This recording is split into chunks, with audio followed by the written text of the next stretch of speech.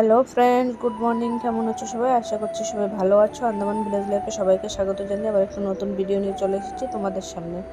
আর দেখতেই পাচ্ছ আমি এই যে ছেলেকে নিয়ে গিয়েছি হসপিটাল। আর এটা হচ্ছে হসপিটালের সামনে। এই গাছটা দেখো কত নারকেল হয়েছে।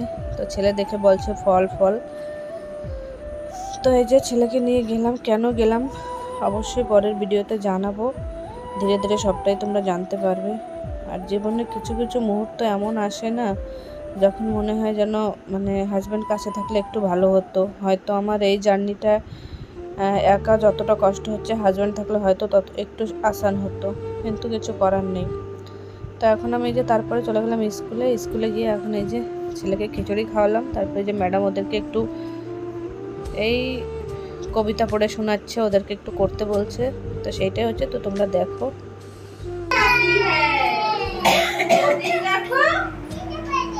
जाती है घोड़ा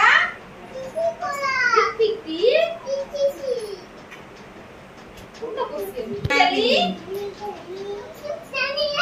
जंगल से होकर चली जंगल में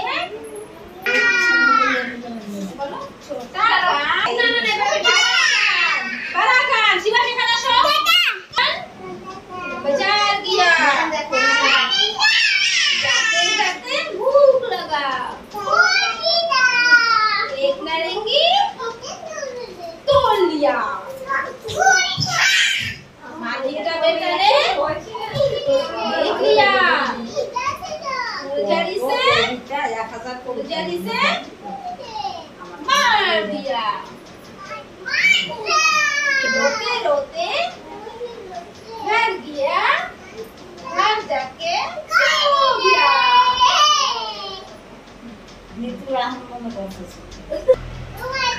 कहता है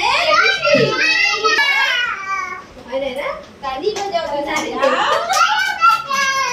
मम्मी जल्दी रोटी बनाओ, पापा जल्दी ड्यूटी जाओ।